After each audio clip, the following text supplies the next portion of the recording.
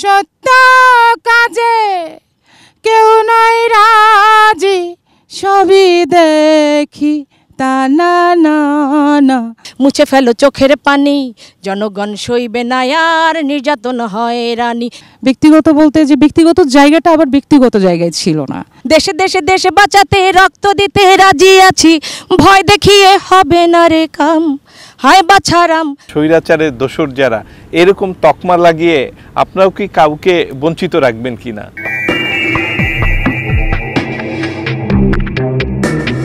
যত কথা অনুষ্ঠানে আজ আমরা চারজন খুবই জনপ্রিয় এবং প্রতিভাবান কণ্ঠশিল্পীকে পেয়েছি।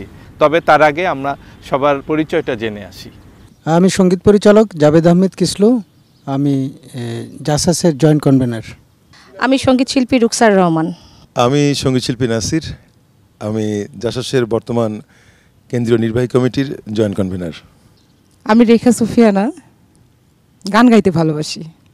আচ্ছা, গান গাইতে ভালোবাসেন, কিন্তু এতদিন কেন দেখিনি আপনাদের গান, কেন শুনতে পারিনি? এতদিন দেখিনি বলতে আসলে দেখা হয়নি এমনটা কিন্তু না, গান গাইছি, কিন্তু যেভাবে গান গাওয়া দরকার ছিল ঠিক সেভাবে হয়তো আমরা উপস্থাপন করতে পারিনি, বা আমাদের অনেক বাধার সম্মুখীন হতে হয়েছে। জন্য কি বাধা, প্রশ্নটা অনেক ছোট, কিন্তু বলতে গেলে অনেক কিছু বলতে হবে। যদি আমরা বিগত 16 বছরের কথাই বলি, আমি জাসাসের সাথে আছি দীর্ঘ 16 ইয়ার্স। সেই সূত্রে অনেক প্রোগ্রামই করেছি, তবে শেষের 2-1 বছর না, 2-3 বছর বলবো, আমি একটু ইরেগুলার ছিলাম, তবে গানের সাথেই ছিলাম। জাসাসের কোনো অনুষ্ঠানে সেইভাবে আমার পার্টিসিপেশনটা হয়নি। এটার পিছনে একটা কারণ আছে, আমরা তো একটা সংগঠনের সঙ্গে কাজ করেছি। যদি আমি শিল্পী ব্যক্তিগতভাবে আমি বিভিন্নভাবে গান গাইছি, আমার দেশে বিদেশে যতগুলো সুযোগ হয়েছে চেষ্টা করেছি অংশগ্রহণ করবার। বিভিন্ন চ্যানেলে গান গাইছি, সলো গান গাইছি, কিছু গান আপনারাও শুনেছেন, আপনাদের চ্যানেলেও গেয়েছি দু এক সময়। কিন্তু আমি যদি জাসাস কেন্দ্রিক কোনো কথা বলতে যাই, সেইখানে আমার 3 বছরের মতন একটা গ্যাপ হয়ে গেছে।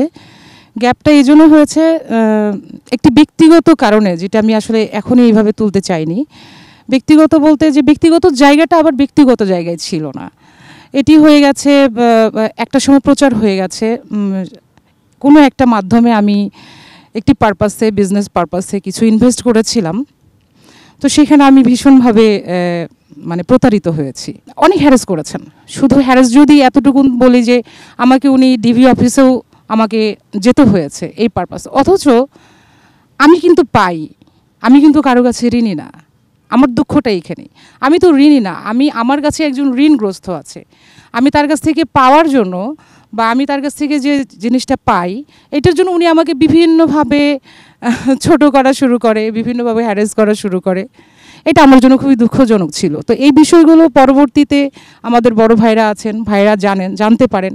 তারপর ওনারা বলেছেন যে কোনো সমস্যা নাই, গান তো গানই, আমাদের গান গাইতে হবে, আমাদেরকে মার্চ করতে হবে। একটি কথা কি যে ব্যক্তির থেকে দল বড়, দলের থেকে দেশ বড়। তো আমরা আসলে আমি এটাকেই সবসময় মেনে এসেছি, এটার সাথেই আছি, থাকবো ইনশাল্লাহ। এই যে দলের সঙ্গে আছেন, এইটার জন্য কোনো সাফার করতে হয়েছে কি? ভীষণভাবে হয়েছে। যদি শুরুর দিকের কথা বলি, যে বাইরের কোনো শো তো পেতামই না, ভারতবর্ষ। তো সেখানে আমার একটা প্রোগ্রাম হয়েছিল 2013 সালের দিকের কথা। তো সব কিছু ওকে, আমাদের আপনি তো জানেন ঢাকা ব্যান্ডের মাকসুদ ভাই, মূলত ওনারই প্রোগ্রামটা ছিল, সবারই ভিসা হয়ে গিয়েছে, আমারটা হলো না।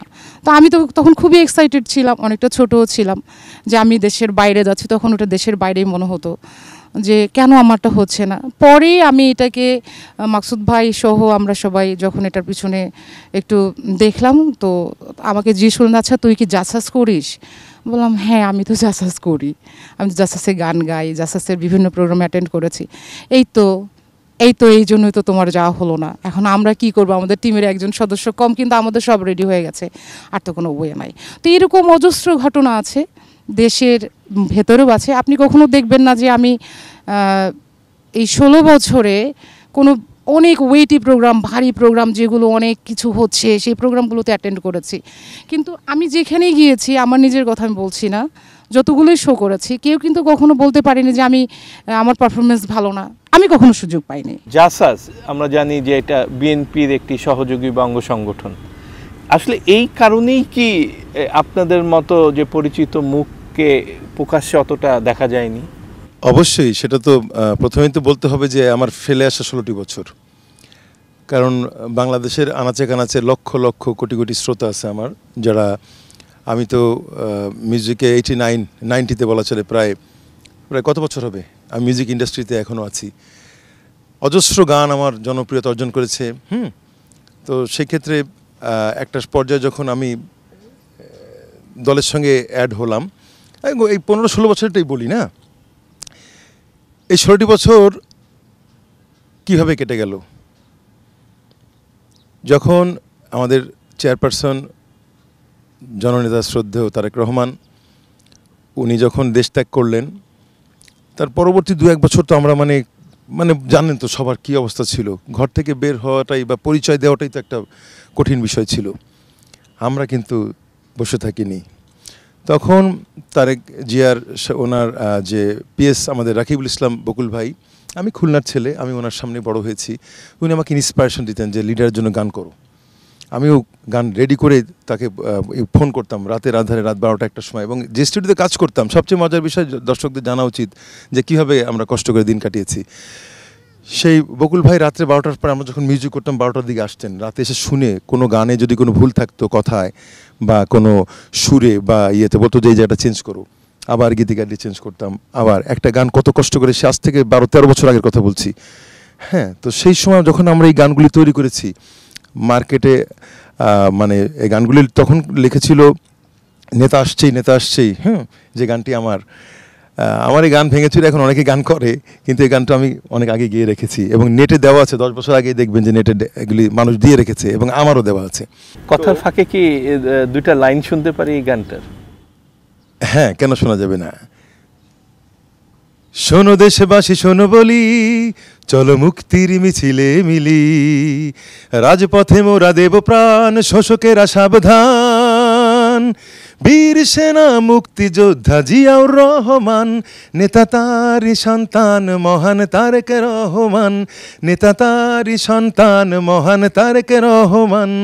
নেতা আসছে নেতা আসছে নেতা আসবেই, মহান তারেক রহমান, আমরা গাই তারি গান, আমরা গাই তারি গান, মহান তারেক রহমান।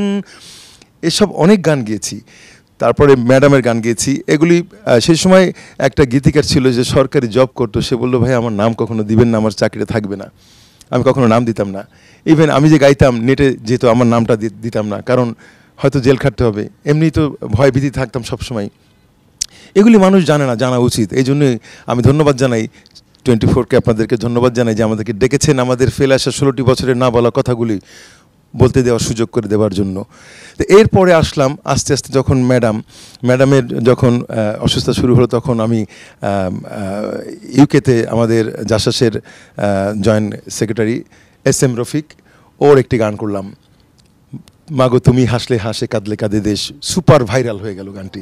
হ্যাঁ, এখন তো ভাইরাল, এটা মানে নেটে গেলেই বুঝবেন million million million million view. হ্যাঁ, টিকটকে ভরা। তো এই গানটি করার পরে ওর আরও কয়েকটি গান করলাম, পরে করলাম চেয়ারপারসনের ইয়ে ছিল, যে এই আন্দোলনের মূল ইয়ে ছিল, মানে কী বলে এটাকে, এথিক্স ছিল, তার স্লোগানই ছিল টেক ব্যাক বাংলাদেশ। আমি টেক ব্যাক বাংলাদেশ নিয়ে গানটা করেছি, ওটাও সুপার ভাইরাল। হ্যাঁ, তাহলে ম্যাডাম এটা শুনে, একটা যেহেতু লিডারটা করলাম, মাগো তুমি হাসলে হাসে কাঁদলে কাঁদে দেশ বাংলাদেশ, বাংলাদেশ, মাগো তুমি বাংলাদেশ, মাগো তুমি হাসলে হাসে কাঁদলে কাঁদে দেশ বাংলাদেশ, বাংলাদেশ, মাগো তুমি বাংলাদেশ। তো এই গান গাওয়ার পরে, এই গানটিও SM রফিক লিখেছে, সুর করেছে ওয়াহেদ শাহিন, ভাইরাল সং। তো এই গান গাওয়ার পরে আমি কিন্তু রীতিমতো পুরোপুরি প্রেশারে পড়ে গেলাম।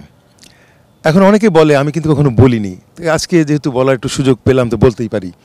আমিও ঘর ছেড়ে অনেক দিন বড় বোনের বাসায়, কোনো বন্ধুর বাসায়, সেই দূর অলি গলির মধ্যে বাসায় মোবাইল বন্ধ করে শুয়েছিলাম বড় ভাইয়ের ছাদের উপরে, হ্যাঁ, তার চিলে কোঠায়। এভাবে দিন আমাদের কেটে গেছে, বউ বাচ্চার খোঁজ খবর পাইনি। আবার তার শত প্রতিকূলতা ব্যস্ততার মধ্যেও আমরা চেষ্টা করেছি দলের সঙ্গে সম্পৃক্ত থাকতে এবং কাজ করতে। এরপর আসি টেলিভিশনের বিষয়। গত 15 বছর 16 বছর ধরে তো টেলিভিশনে ব্ল্যাকলিস্টেড ছিলাম, গান তো দূরেই থাক, একটা গান তো কখনোই গাইতেই পারিনি। ব্ল্যাকলিস্টেড থাকার কারণটা কি? বাংলাদেশের ইতিহাসে এর আগে কোনোদিনও কোনো সরকার এরকম কোনো শিল্পীদের প্রতি বৈষম্যমূলক আচরণ করেছে বলে আমি মনে করি না, আমি দেখিনি। এই আওয়ামী লীগ সরকারই এটা এস্টাবলিশ করে গেছে যে বিএনপির শিল্পীদেরকে তারা টোটালি ব্ল্যাকলিস্টেড, এবং কোনো জায়গায় না। ইভেন আমার প্রোগ্রাম আসছে ক্যান্টনমেন্টে, ডিজিএফআই থেকে রিপোর্ট আসছে যে নাসির সাহেব তো উনি একদম ব্ল্যাকলিস্টেড, একদম ফুল টাইম উনি কাগজে কলমে বিএনপির শিল্পী। তা আমরা গান গাইতে পারিনি, আমাকে বলা হয়েছে যে না আপনি ক্যান্সেল, আপনার প্রোগ্রামটা বাতিল হয়ে গেল। তা এরকম মানে নির্ধারিত থাকার পরও বাতিল হয়ে গেল? হ্যাঁ, আমাকে প্রথম কনফার্ম করা হয়েছে যে আপনি যাচ্ছেন, কিন্তু ডিজিএফ এর ক্লিয়ারেন্স না হলে তো ক্যান্টনমেন্টে ঢোকা যাবে না। তো ডিজিএফ এর ক্লিয়ারেন্স পাইনি আমি, আমার ক্যান্সেল করা হয়েছে। আমাকে বাতিল সব জায়গায় ডিজিএফআই ছিল অনেক এবং ইভেন তখন প্রোগ্রাম তো বিএনপির মানে অবস্থা তো খুবই খারাপ। তখন তো বিএনপির কোনো মন্ত্রী এমপি বলে কিছুই নেই, তারা তো নেতারা নিজের জীবন নিয়ে দৌড়ায় পালিয়ে বেড়াচ্ছেন, তারা তো প্রোগ্রাম করতে পারেনি। প্রোগ্রাম যা হয়েছে সব আওয়ামী লীগদের। তা আওয়ামী লীগদের কোনো সুযোগ তো আমরা পাইনি, আমাদেরকে ডাকা হয়নি, ডাকা তো দূরে মানে ব্ল্যাকলিস্টেডই করে রাখা হয়েছে। এই গেল আরেকটা সেক্টর। তৃতীয় সেক্টর যেটা সামাজিকভাবে আমরা এই যে গান করেছি, দলের জন্য গান করেছি, আমি দেখেছি যে গত 12-13 বছর আগে যে গান আমি করেছি তখন কিন্তু এই আমাদের এই জাসাসের মধ্যেই বহু শিল্পীকে আমি দেখিনি যে তারেক রহমানকে নিয়ে গান গাইতে, ম্যাডামকে নিয়ে গান গাইতে, জিয়াউর রহমানকে নিয়ে গান গাইতে। আমার অজস্র গান আছে, আমি অজস্র গান গেয়েছি। আমার থেকে বেশি গান গেয়েছে বলে কেউ মনে করি না। কেউ যদি ভেবে থাকে এই 2-4 বছর কিছু করে, যদি তারা মনে করে থাকেন যে অনেক কিছু করে ফেলেছেন, ভুল ধারণা ওনাদের। হ্যাঁ, কারণ হচ্ছে এটা আমি প্রমাণ করে দিতে চাই যে আপনাদের চোখে প্রবলেম আছে, আপনারা দেখতে পাচ্ছেন না। ভালো করে দেখেন, নেটে দেওয়া আছে যে আমি যে ফ্রন্ট লাইনে যখন গান গাচ্ছি আমার পিছনে কিন্তু আপনারা মুখ মিলাচ্ছেন, অর্থাৎ আমার সহশিল্পী তারা। কখনো আমাকে ওভারটেক করে বলতে পারেন না যে আমরাই সব করেছি। তাহলে আমি কি 12-13 বছর 16 বছরে কি খাটের নিচে লুকায় ছিলাম নাকি? আমি তো লুকায় থাকা ছেলে না, বুঝতে পারছেন? তো আমার কথা হচ্ছে যে ফাইট করেছি বলতে পারেন, এটা সবাই করুক, দলের জন্য সবাই করবেন, কিন্তু এই একা ক্রেডিট নিতে যাবেন, ভুল ধারণা। ওখানে আমার কথা আছে। আচ্ছা, I am not agree at this point because আমি 14-15 বছর আমাদের মতন 2-1 শিল্পী এরকম প্ল্যাটফর্ম তৈরি করে দিয়েছি, বিধে এসে আপনারা গান গাইতে পারছেন, ভুলে যাবেন না। আপনারা এসে 2 দিন এসেই বাহাদুরি নিচ্ছেন, ভুল ধারণা। আপনি ব্যাক টু দ্য বেল, আপনি যান। আর লিডার কারোর একার নয়, আমার স্লোগান হচ্ছে লিডার কারোর একার নয়। উনি জানেন কে কি করেছেন, কে কি করছেন এই দেশে, দলের জন্য, দেশের জন্য, জাতির জন্য। হ্যাঁ, অলওয়েজ আমার থিওরি হচ্ছে I will do something special for the party, for the nation, for all of us. আমার জাতির জন্য, দেশের জন্য আমি নিবেদিত প্রাণ। তো সেখানে যদি আমি একাই বলে যাই না আমি নাসির ছাড়া কেউ কিছু করতে পারিনি, এটা তো ভুল ধারণা। সবাই তো কম বেশি কন্ট্রিবিউশন আছে। এই বিষয়টা নিয়ে আলোচনা করব আমরা। যদি একটু রুকসারের কাছে যাই, যে আপনার একটি গান নিয়েও কিন্তু এরকম বিতর্ক রয়েছে, সেই বিতর্কের পিছনের গল্পটা যদি একটু শুনি। আপনারা নিশ্চয়ই হয়তো ইতিমধ্যে দেখেছেন, হয়তো বা নজরে পড়েছে যে এটা নিয়ে আমি একটা প্রেস কনফারেন্সও করেছিলাম, যে আমি একজন সঙ্গীত শিল্পী। আমি বলবো যে আমি একজন কণ্ঠযোদ্ধা। কেন বলবো? কারণ 2018-তে অলরেডি আমার একটি গান, বিএনপির একটি গান, আমাদের গণতন্ত্রের মা বেগম খালেদা জিয়াকে নিয়ে আমি যে গানটি করেছি, দে দে জেল ভেঙে দে, যখন কারাবন্দি জীবনে, তখন অনেক শিল্পীরাই মানে হতাশ ছিল। সত্যি কথা বলতে তাদের ভেতরে হয়তো ওই সাহসটা বা ইয়েটা কম ছিল আমি বলবো। তো সে সময়টা আমি আসলে আগে পরে চিন্তা করে করিনি, বা জাসাসকে কেন্দ্র করেও করিনি। আমার ভালোবাসা ছিল, আমার বিএনপির প্রতি ভালোবাসা, যেহেতু আমি বিএনপি পরিবারে বেড়ে ওঠা, তো যার কারণে আমার ওই ভালোবাসার জায়গা থেকে আমি গেয়েছি। তো গানের কথাটা এরকম ছিল যে দে দে জেল ভেঙে দে, তোরা দেরি করিস না, জেলের ভেতর মাকে আর থাকতে দিব না। তো ওই শাসনামলে, স্বৈরাচারের শাসনামল বলবো আমরা, তো ওই শাসনামলে এই গানটার যে কথাটা, দে দে জেল ভেঙে দে, জেল ভাঙা মানে একটা দেশদ্রোহী একটা কথা, যে দে দে জেল ভেঙে দে, এটা আমি সুরে সুরে গিয়েছিলাম আইথুন বাবুর কথায়। তো আর একটা যুদ্ধ চাই, তখন আমাকে বলা হয়েছিল আমি একজন দেশদ্রোহী শিল্পী, প্রশাসন থেকেই বলা হয়েছিল যে দেশদ্রোহী শিল্পী হিসাবে আমাকে মুসলেকা দিয়ে আসতে হয়েছিল। আমাকে যখন ফোন করা হয়েছিল এই গানের জন্য, তখন আমার পরিবার, মানে আমরা সব সময়ের জন্য আতঙ্কিত ছিলাম। প্রতিটা ফোন কল থেকে শুরু করে, মানে কেউ একটা, ইভেন আমার মায়ের ফোনেও কেউ ফোন দিচ্ছে, সেখানেও আমি ভীষণ আতঙ্কিত, আম্মা কে ফোন দিচ্ছে এরকম। তো এরকম পর্বটা আমি পার করে এসেছি। আসার পরে যখন এর মধ্যে আমি জাসাসের সাবেক একটা সম্মানিত পোস্টে ছিলাম। তো এরপরে আমি প্রোগ্রাম করতেছি বিভিন্ন জায়গায়, আপনার আমাদের দলীয় অনেক প্রোগ্রাম হচ্ছে, তো সেগুলোতে আমি করছি আপনার পল্টনে, তারপর ইঞ্জিনিয়ারিং ইনস্টিটিউটে, অনেক জায়গায় কম বেশি প্রোগ্রাম। তখন তো ওভাবে করে র্যান্ডামলি প্রোগ্রাম করার সুযোগ ছিল না, তো সে সময় আমি প্রোগ্রাম করছি। তো হঠাৎ করে আপনার 2022 সালের 3 তারিখে, হ্যাঁ, যে গানটার কথা আপনি বলছেন ওটা আমি পারফর্ম করি রাজশাহীর গণসমাবেশে বিএনপির। তো তার কিছুদিন আগে আমি মানে ফেসবুকে একটা গান পোস্ট দেই, সেটা হচ্ছে আসামের একটা খুব ফেমাস একটা গান। মনে করি আসাম যাব, আসাম গেলে তোমায় পাবো, মনে করি আসাম যাব, আসামেতে নকরি লেব, বাবু বলে কাম কাম, সাহেব বলে ধরিয়ান, সর্দার বলে লিব পিঠের চাম, হায় যদুরাম ফাঁকি দিয়া চালাইলি আসাম। তো এরকমই গানটা। আরে দেশটা তোমার বাপের নাকি, করছো ছলা কলা, কিছু বললেই ধরছো চেপে জনগণের গলা। আর দেশটা তোমার বাপের নাকি, করছো ছলা কলা, কিছু বললেই ধরছো চেপে জনগণের গলা। মনে রেখো যুদ্ধ করে রক্ত দিয়ে দেশ পেয়েছি, দেশে দেশে দেশ বাঁচাতে রক্ত দিতে রাজি আছি। মনে রেখো যুদ্ধ করে রক্ত দিয়ে দেশ পেয়েছি, দেশে দেশে দেশ বাঁচাতে রক্ত দিতে রাজি আছি। ভয় দেখিয়ে হবে না রে কাম, হায় বাছারাম ভয় দেখিয়ে হবে না রে কাম। গানটা এরকম, মানে ওই গানের সুর থেকেই মূলত আসামের যে গানটি গাইলেন সেটা সুর থেকেই গান, ওখান থেকে আর কি গানটা সংগ্রহের সুর। তো তারপরে আমাকে বলা হলো যে গানটা আমরা তুই আয়, তোর গলা ভয়েসে যেহেতু এই গানটা ভালো লাগছে, তো আমরা গানটা করি। খুব অল্প সময়ের মধ্যে কথা লিখে ফেললো। তো তারপর আমরা রেডি হই, 2022-এর 3 তারিখে আমরা গাইবো। তার আগে আমাদের 4-5 দিন প্র্যাকটিস হয়, আমরা রামপুরা একটা স্টুডিওতে প্র্যাকটিস করি, প্র্যাকটিস প্যাডে।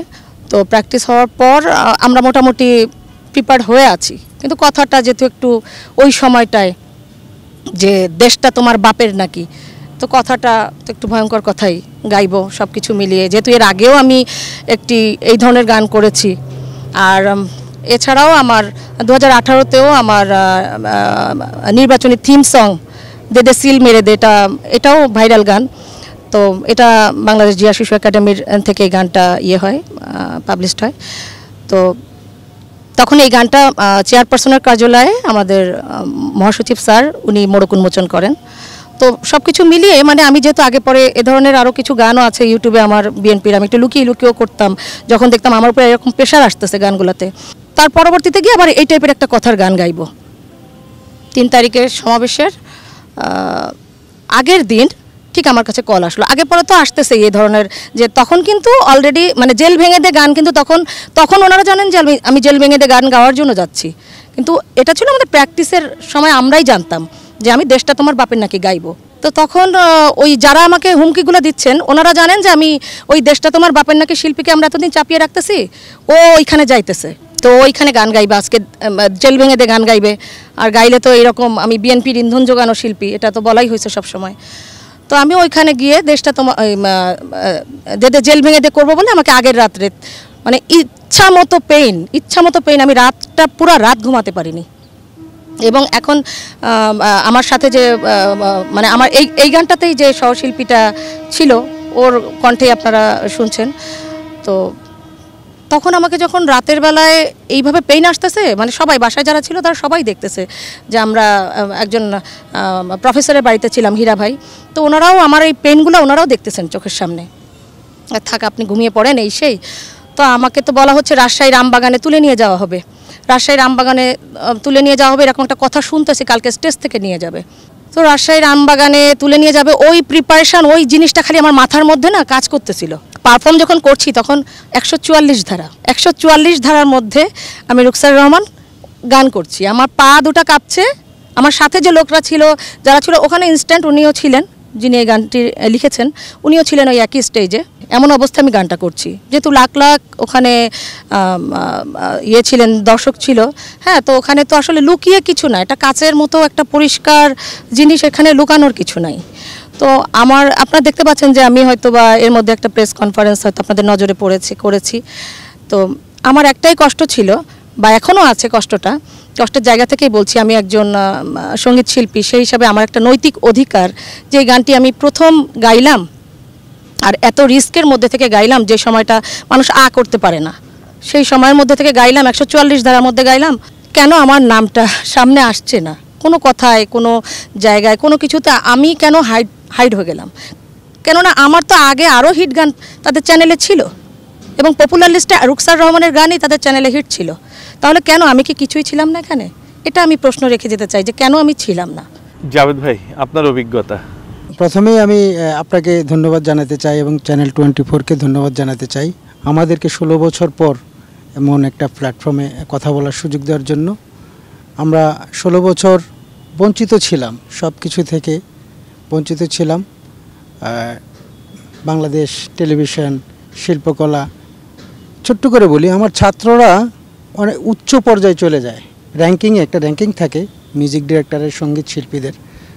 আমি 3বার অ্যাপ্লিকেশন করেছি, আমার 3বার রিজেক্ট হয়েছে বাংলাদেশ টেলিভিশনে। শিল্পকলায় তো ডাকেই না, বেতার তো প্রশ্নই ওঠে না, মানে কোথাও কোনো সুযোগ নেই।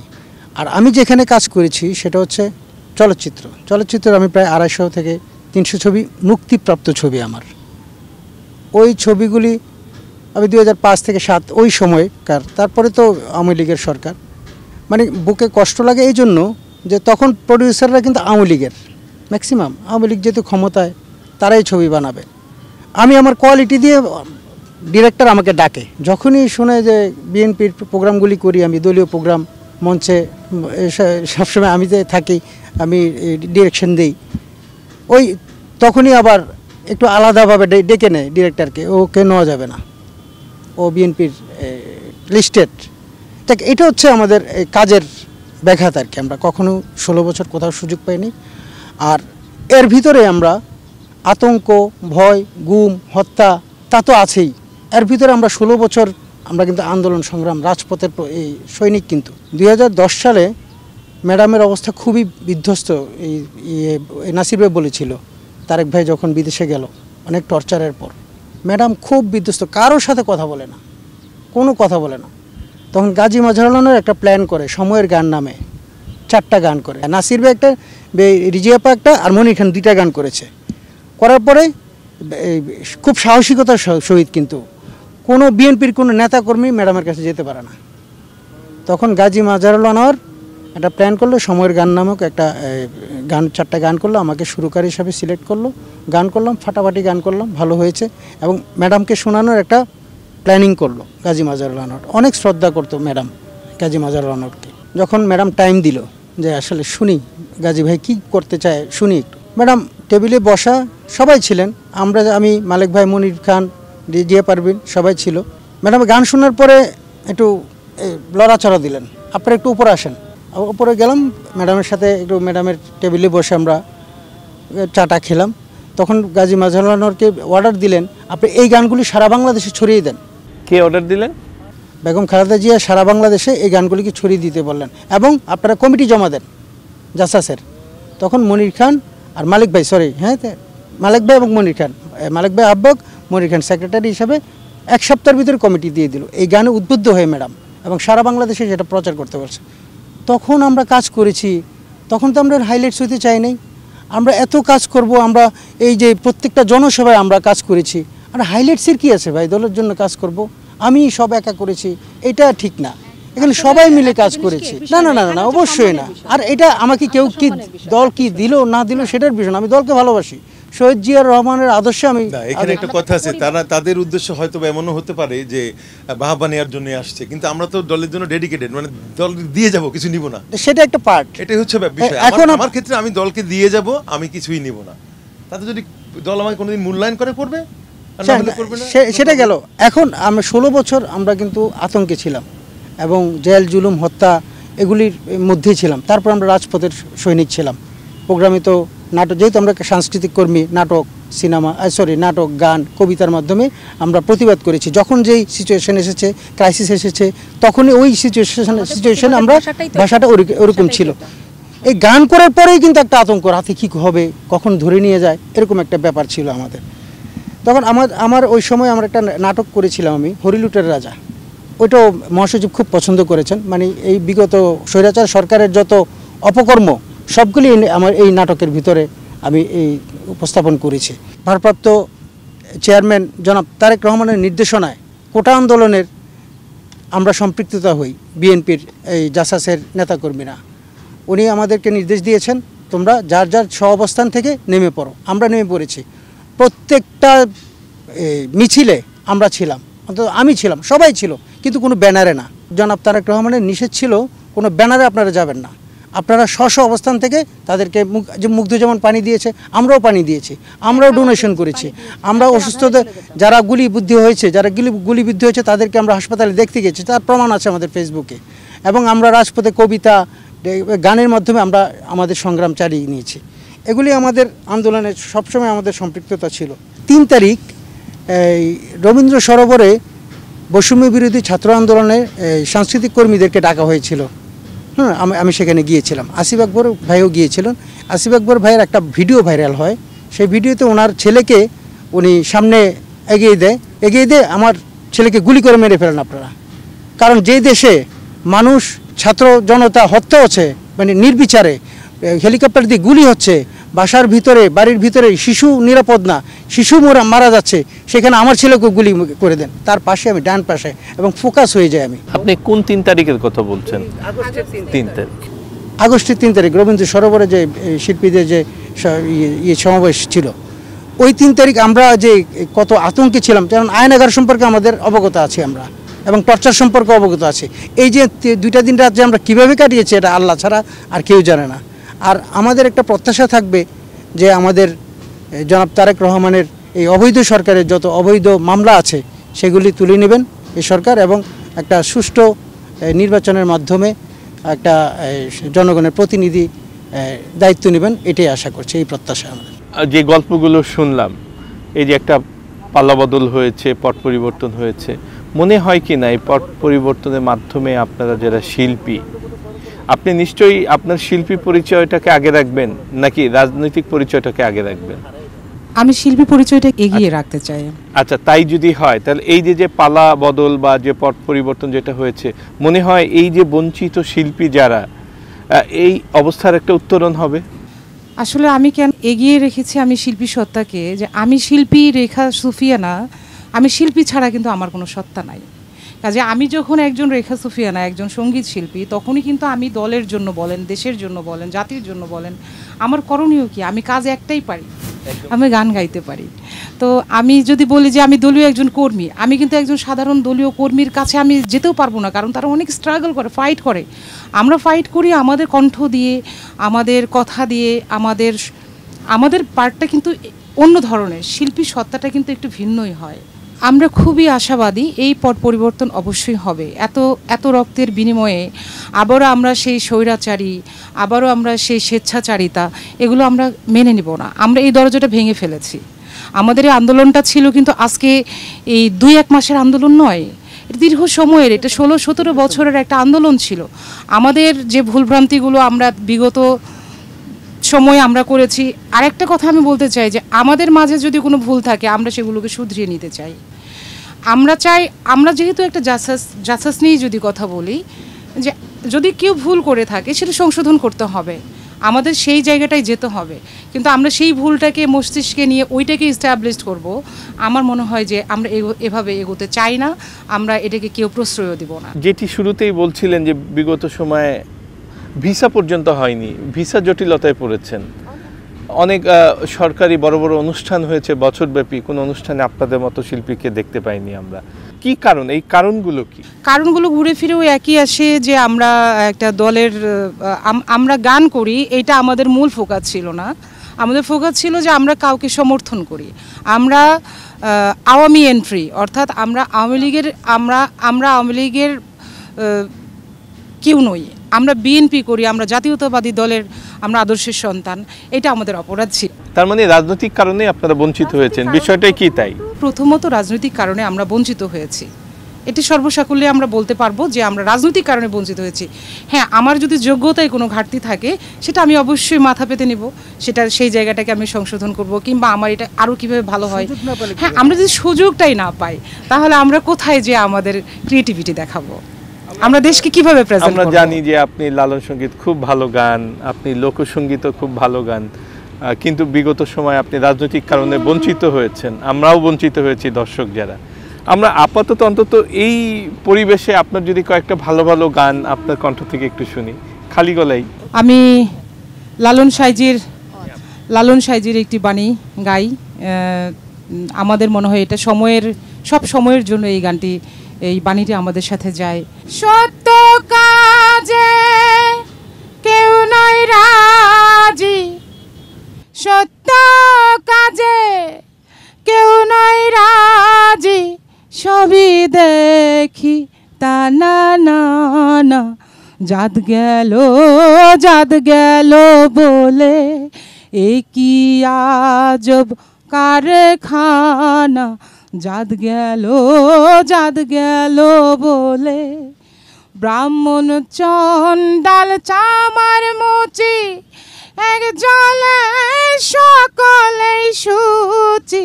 ব্রাহ্মণ চণ্ডাল চামার মুচি, এক জলে সকলেই শুচি। দেখে শুনে হয় না রুচি, দেখে শুনে হয় না রুচি, জমে তো কাউকেই ছাড়বে না, জাত গেল বলে। বেঁধেছে এমনই ঘর, বেঁধেছে এমনই ঘর, শূন্যের উপর পোস্তা করে। ধন্য ধন্য বলি তারে, ধন্য ধন্য বলি তারে। বেঁধেছে এমনই ঘর, বেঁধেছে এমনই ঘর, শূন্যের উপর, আমারই শূন্যের উপর পোস্তা করে। ধন্য ধন্য বলি তারে, ধন্য ধন্য বলি তারে। আপনি সামনের দিনগুলো কেমন দেখেন এই পট পরিবর্তনের পর? পট পরিবর্তনটা কেমন হবে আমাদের পরবর্তী, আমি খুবই আশাবাদী। অবশ্যই সুন্দর একটি বাংলাদেশকে আমরা উপহার দিতে পারবো। এটি শুধু আমার ব্যক্তিগত জায়গা থেকে নয়, আমরা যেন সবাই ভালো থাকতে পারি। যে অবস্থানে আছি, এই দেশটিকে গড়বার জন্য একজন নেতৃত্বের প্রয়োজন আছে। আমি যদি মনে করি যে আমি গান গেয়ে আমি সব উদ্ধার করব, হবে না।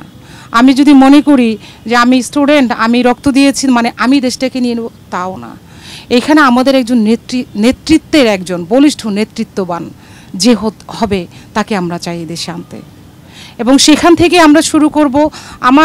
আমার মনে হয় যে আমরা যদি আমাদের মহানায়ক তারেক রহমান ভাইয়ের কথাই বলি, তো উনি কিন্তু আমাদেরকে একটা রোড ম্যাপ দিয়েছেন।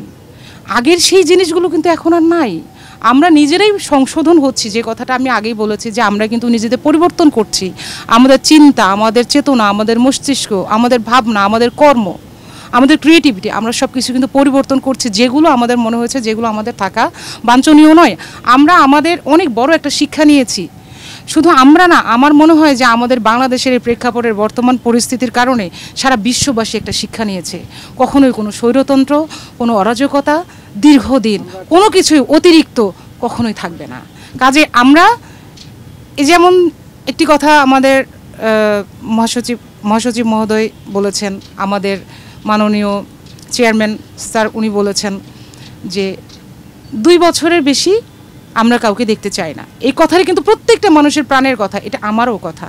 তো এরকম আমি বলছি নট এটা যে হবে এরকম নয়, কিন্তু এরকমটা আমরা সবাই চাই। আমাদের সবার প্রাণের কথাগুলো, স্পন্দনগুলো আমরা জানতে চাই। আমরা একটা রিক্সাওয়ালার প্রাণের স্পন্দনের কথা জানতে চাই, সে আসলে কিসে ভালো থাকবে, তাদেরকে আমরা কিভাবে ভালো রাখতে পারবো। এটা শুধু আমার আপনার এটা নয়, এটা সারা সমগ্র বাংলাদেশের মানুষের। নাসির ভাই, যেমন দেশ দেখতে চাচ্ছে, আপনি কেমন চাচ্ছেন? এই যে 16টি বছর ধরে আমি কিন্তু এই কথার আগে আপনার কথার বেশ ধরে একটি কথা বলবো। আমি কিছুদিন আগে হঠাৎ একটা স্ট্যাটাস দেখেছিলাম যে বৈষম্য বিরোধী ছাত্র আন্দোলন এইসব আসলে ভুল। মানুষ বোকার রাজ্যে বসবাস করে, আপনারা কেন বোঝেন না যে 15-16 বছর ধরে যে প্ল্যাটফর্মটা আমরা তৈরি করেছি, ধীরে ধীরে ধীরে ধীরে 15-16 বছরে আমরা 15,000 নেতাকর্মী হারিয়েছি, গুম খুন হত্যা রাহাজানি শিকার জুলুম সব কিছু শিকার আমরা। একটা জিনিস গাছ যখন ফল দেয় কখন জানেন? ওই গাছটাকে যখন বুনতে হয়, ওটাকে পানি দিতে হয়, আস্তে আস্তে গাছটা বড় হয়, দুটো লতা পাতা বের হয়, আস্তে আস্তে তারপর বড় হলে পানি দিতে দিতে তারপর ফলটা দেয়। এই গাছটা তো তৈরি করলাম আমরা, বুনে আসলাম, বীজ বুনে আসলাম তো এই 15-16 বছর ধরে আমরা। পরবর্তীতে শেষ সময় এন্ডিং মানে এন্ড অফ দ্য ডে, দিনের শেষ মুহূর্তে যখন ছাত্র আন্দোলনের ওই দাবি সব মিলে যখন টোটাল সমস্ত একদম ইউনিভার্সিটির লেকচারার থেকে শুরু করে আজকের মাদ্রাসার ছাত্র বলেন, কি বলে চরমনাই বলেন, হ্যাঁ মানে আপামর আম পাবলিক জমতা সব যখন একসাথে বিস্ফোরণ ঘটে গেল, তখন না এই পরিবর্তনটা হলো। আমরা তো এই 15-16 বছর ধরে এই পরিবর্তনের অপেক্ষায় ছিলাম। বীজ লাগিয়ে আলো বাতাস পানি দিয়ে আপনারা গাছটা বড় করেছেন। আমরা করেছি। ফলটা কি ধরেছিল আপনাদের গাছে? ফলটা আমি বলি, ফলটা তো আজকে যেটা হচ্ছে সবার জন্য, সেটা আমরা তো কখনো নিজেরা ফল খাবার জন্য, বিএনপি কোনোদিন এই রাজনীতি করে না যে এটার জন্য পুরোটাই বেনিফিট আমরা নেব। নো, এই জন্য তারেক রহমানের কথা হচ্ছে যে দলের যেমন একটি কথা বলেছে, এটা জিয়াউর রহমানের ডায়লগ, দলের চেয়ে দেশ বড়। তাইলে এটা বুঝতে হবে যে আমার থেকে দল বড়, আমার ব্যক্তি, আমার থেকে দলটা অবশ্যই বড়, দলের থেকেও দেশ বড়। তো দেশের জন্য কাজ করব আমরা। এখানে দেশের কাজ করার জন্য বেনিফিট হলে তো সবার হবে, এখানে আমি কেন একা ক্রেডিট নিতে যাব? তো আমরা তো এই দিনের প্রতীক্ষায় ছিলাম, এই যে নতুন প্ল্যাটফর্মটা বিস্ফোরণ ঘটে, যে স্বৈরাচারী নিপাত হয়ে নতুন একটা সরকার, এই ইন্টারিম সরকার যেটাই হোক না কেন, ওনারা তো চেষ্টা করবেনই যে কদিন পারবেন একটা লেভেল প্লেইং ফিল্ড তৈরি করে নিশ্চয়ই একটা সুন্দর একটা নির্বাচন দিবে। আমরা তো সেই দিনের অপেক্ষায় বসে আছি।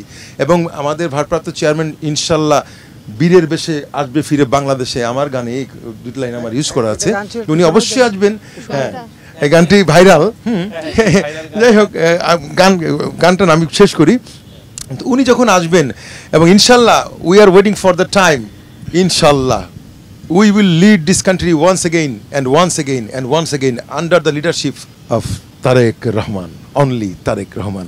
আপনার যে ভাইরাল গানটি এরকম, পিতার নীতি করেছে লালন দেশের জন্য, সপেছিল মন মাটি মানুষের দুঃখ ঘোচাতে, হেঁটেছেন নেতা মেঠো পথে, দোল খাওয়া ধানের শীষে নেতার স্বপ্ন আছে মিশে, তারেক জিয়া বীরের বেশে আসবে ফিরে বাংলাদেশে, আসবে ফিরে বাংলাদেশে।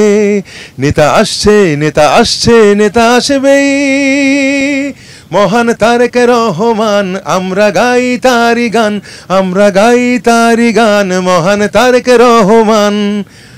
এই গানটি অবশ্যই ভাইরাল, আপনি টিকটকে গেলেই দেখতে পাবেন যে ফর ইউতে 10টার মধ্যে 3-4টা গান থাকবে। এটা আমার সুন্দর কথা বলেছে কি ছিল, এটা আমি সম্ভবত 12 বছর আগে করেছি, নেটেই আছে 9 থেকে 10 বছর আগে নেটে দেওয়াই, তুমি দেখবা লেখা থাকবে বিএনপির জন্য এই গানই যথেষ্ট, রাইট? তো এখন এগুলি আমরা তো করে গেছি দলের জন্য, দেশের জন্য।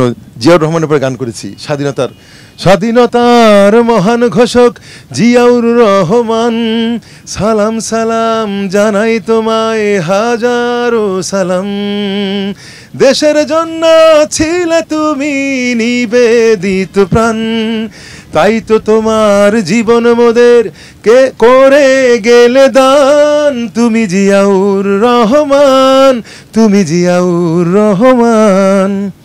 ধন্যবাদ, ধন্যবাদ নাসির ভাই। এভাবেই করে গেছি আমরা চাই এই দেশটাকে আমরা সুন্দর সাবলীলভাবে দেখতে চাই এবং নতুন বাংলাদেশ দেখতে চাই, এবং সেটা অবশ্যই বিএনপি এসে যেন, আমরা এসে যেন এই তখন 20 কোটি মানুষই মনে হয়ে যাবে, আর কিছু হয়তো বাকি আছে। আমি এই জন্য 20 কোটি মানুষই বলবো, এই 20 কোটি মানুষের মুখে হাসি ফোটাতে আমাদের সরকার এসে ইনশাল্লাহ হাসি ফোটাবে, ইনশাল্লাহ। সেই দৃঢ় প্রত্যাশা নিয়ে আজকের মতো আমি বিদায় নিচ্ছি। নাসির ভাই বলছিলেন এবং রেখা সুফিয়ানও বলছিলেন যে নতুন বাংলাদেশ চাই। সেই নতুন বাংলাদেশটা কি শুধু বিএনপির হবে না সবার হবে? অবশ্যই সবার হবে। বিএনপি তো চায় না সরকার গঠন করতে, জনগণের প্রতিনিধি যাকে ভোট দেবে, এটা গণতন্ত্র চায়, গণতান্ত্রিক পরিবেশে যাকে ভোট দেবে, জনগণের প্রতিনিধি যারা হবে তারাই দেশ চালাবে। বিএনপিকে তো সরকারে আসতে চায় না, জনগণ যাকে চাবে তাকে সেই নেতৃত্ব নেবে।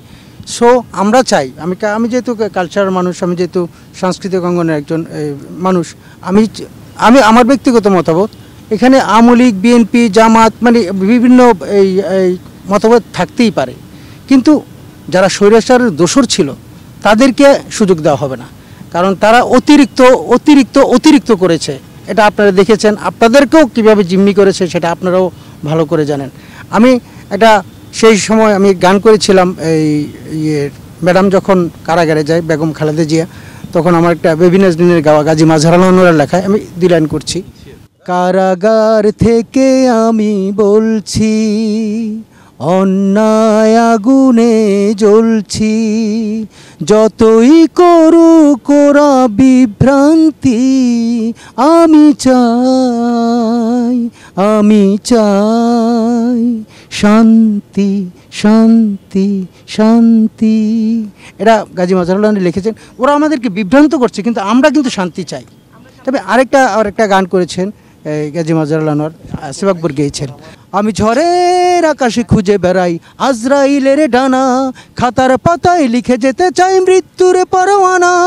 আমি একজন, আমি শতজন, আমি হাজার লক্ষ কোটি জন, তোমাদের নিয়া জিয়া জিয়া, আমি তোমাদের জিয়া জিয়া জিয়া, আমি তোমাদের জিয়া। এটা করেছেন। আরেকটা ছোট্ট একটা গান করে এক পক্ষকে আমি গাচ্ছি, সেটা মনিরুজ্জামান মনিরের লেখা। এটাও এই ভাই আসিফ আকবর গেয়েছে। জন্ম তোমার যুদ্ধে যাবার, নেতা হবার সিপাহী জনতার, এই গানটিও করেছি এই মনিরুজ্জামান মনির লেখায়। তো সব কিছু মিলে আমরা চাই একটা সুন্দর পরিবেশ, আমাদের সন্তানরা যেন সুন্দরভাবে স্কুলে যেতে পারে, সুন্দর একটা পরিবেশ হয়, সবাই যেমন একটা নিরাপদ একটা পরিবেশ আমরা সৃষ্টি করতে পারি, সেরকম একটা বাংলাদেশ চাই। স্যার, যেটি বললেন, রেখা সুফিয়ানা বলছিলেন যে সবার জন্য সুন্দর বাংলাদেশ থাকবে, সবার জন্য একটা ভালো পরিস্থিতি থাকবে। উনি যেমন বঞ্চিত হয়েছিলেন, ভিসা পর্যন্ত ওনাকে মানে ক্লিয়ারেন্স পর্যন্ত দেওয়া হয়নি। আপনি কি তেমনটি চান, নাকি জাভেদ ভাই যেটি বললেন যে না, স্বৈরাচারের দোসর যারা, এরকম তকমা লাগিয়ে আপনারাও কি কাউকে বঞ্চিত রাখবেন কিনা এই সংস্কৃতি অঙ্গনে? এই তকমাটা যে কত বড় ক্ষতি হয়েছে এটা একমাত্র যার যার জায়গা থেকে তারা সবাই জানে। এটা আমার মুখ থেকে শোনার কিছু নেই, এটা সবাই জানে। তো এই তকমা যেন কারোর জন্য না হয়, কারো ক্ষেত্রে না হয়, সবার জন্য সমান, সেটাই চাই আমরা আসলে একটি পরিবারের। তার মানে আপনারা কাউকে বঞ্চিত করবেন না যদি তার প্রতিভা থাকে? প্রশ্নই ওঠে না, প্রতিভার মূল্যায়ন তো অবশ্যই সবার আগেই আসা উচিত। কেমন বাংলাদেশ দেখেন? আমরা নিরাপদ একটা বাংলাদেশ চাই, যেখানে সবাই মুখ ফুটে কথা বলতে পারবে, যে সবার মূল্যায়ন করা হবে, জ্ঞানীদের যারা গুণী আছে তাদের। আমি মনে করি যে এই মূল্যায়নটা অনেক বড় একটা ব্যাপার, এই মূল্যায়নগুলো যেন মাটি চাপা পড়ে না যায়। হ্যাঁ, এমন সুন্দর একটা মূল্যায়ন চাই আমরা। কিন্তু আপনার কাছে একটা বকেয়া ছিল, একটি সুন্দর গান, যেটি আপনি বলছিলেন যে আপনি শেষে গানটা গাবেন। আমরা এই গানের মধ্য দিয়েই শেষ করতে চাই। এই গানটা তো যখন আমাদের গণতন্ত্রের মা বন্দী ছিল, এখন তো আল্লাহর রহমতে তিনি মুক্ত। এই গানটা এখনের জন্য নয়, তারপর যেহেতু আপনি রিকোয়েস্ট করছেন তো সেই জন্য আমি 2 লাইন গান গাচ্ছি। দে দে জেল ভেঙে দে, তোরা দেরি করিস না, দে দে জেল ভেঙে দে, তোরা দেরি করিস না, জেলের ভেতর মাকে আর থাকতে দেব না, ওরে জেলের ভেতর মাকে আর থাকতে দেব না। দে দে জেল ভেঙে দে, তোরা দেরি করিস না, দে দে জেল ভেঙে দে, তোরা দেরি করিস না, জেলের ভেতর মাকে আর থাকতে দেব না, ওরে জেলের ভেতর মাকে আর থাকতে দেব না।